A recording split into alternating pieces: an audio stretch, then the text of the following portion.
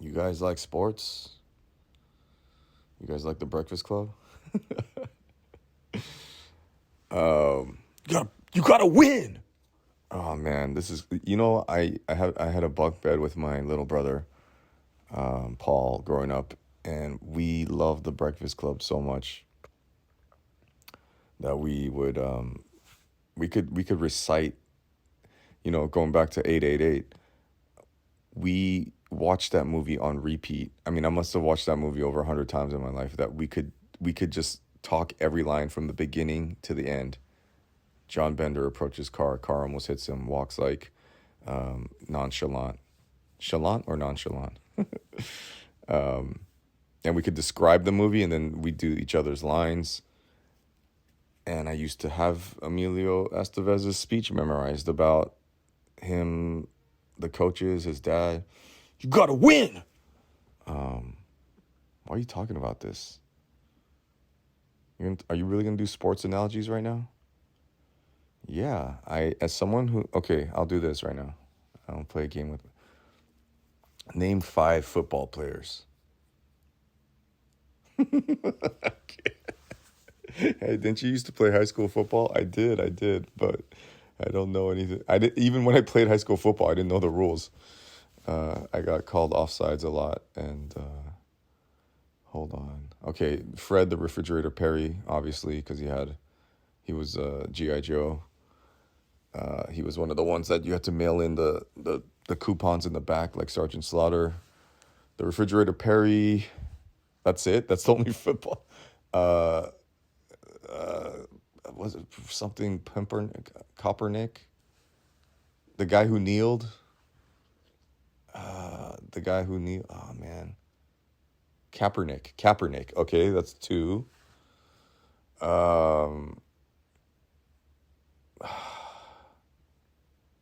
I can't say his guy's name because I met him in a anonymous meeting.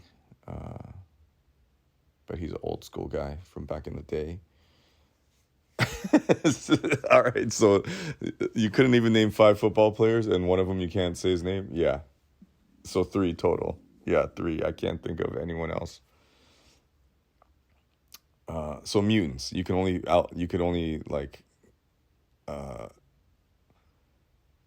think of the people that transcended the sport, and not by.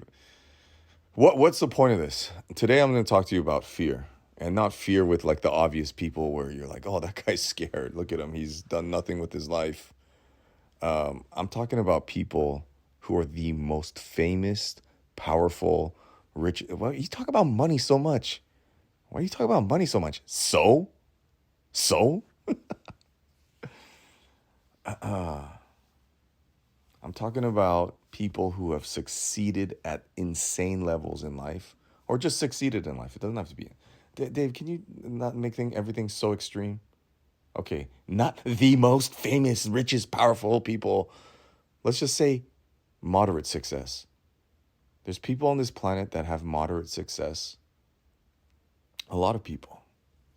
But it wasn't because they were playing to win. They were playing not to lose.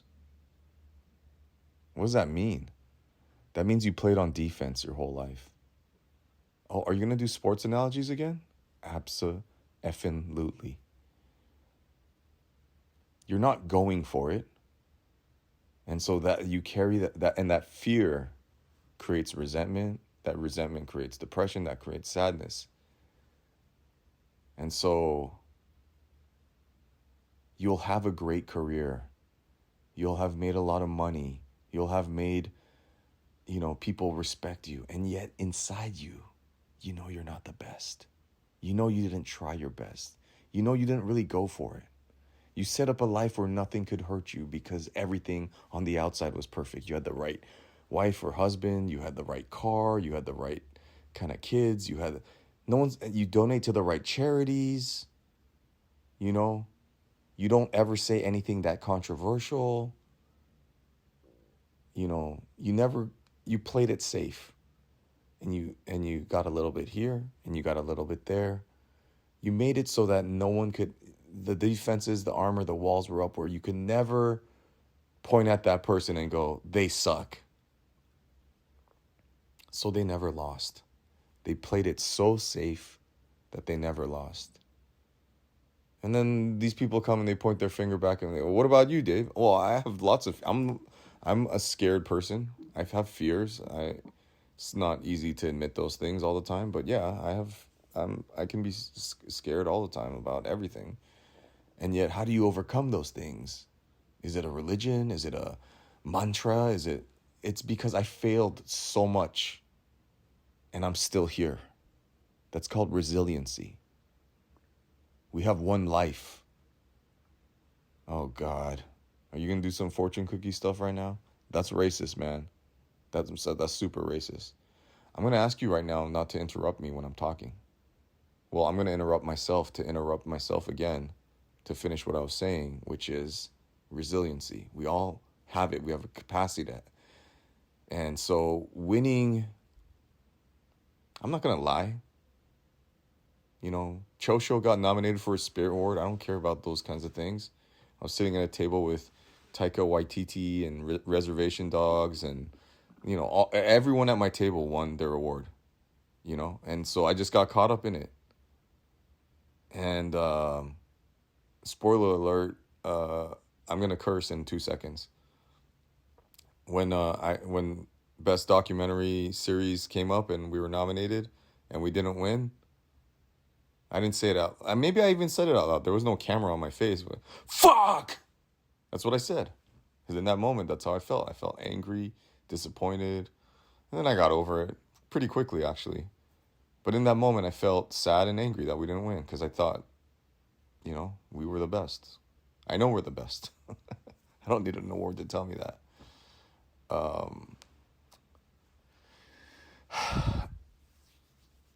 Winning that award would have been the worst thing for me. I already have problems with my ego and narcissism, and it would have went straight to my head. Losing gives me fuel and power. You're a loser. So the reason why I don't have fear in a lot of places where a lot of people do have it is because I've been to jail, is because I've been rejected by friends and women early on, is because no one showed up to my birthday, is because someone stole my bike, because things have been taken away from me. And I'm still here. And I'm still here. And then that liberates me. Oh, the bike wasn't that important. The award wasn't that important. Well, this brings up the bigger question of who cares? So? Why do you want to win so bad?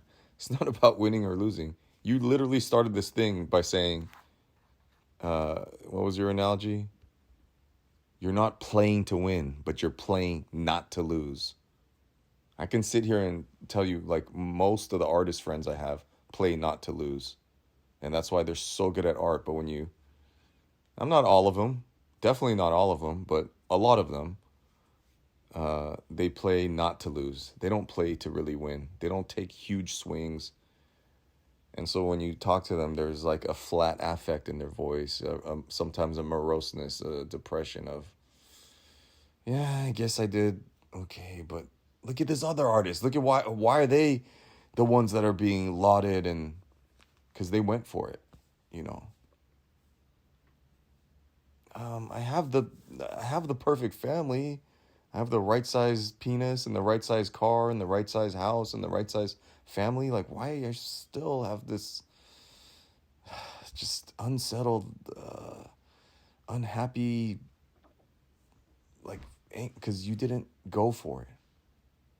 At some point in your life, you had your heart tell you a message and you didn't listen to it. You suppressed it for the logical choice. Are you going to talk about the longest journeys from your head to the heart again? Yeah, maybe. Maybe I have to bang it into your effing...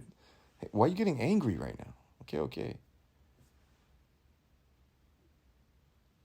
It's the one place you can't lose is in art.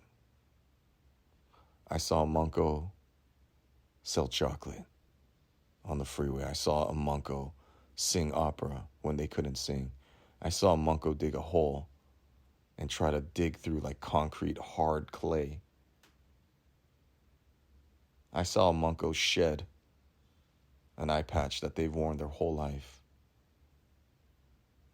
It's time to let go of the things in the past.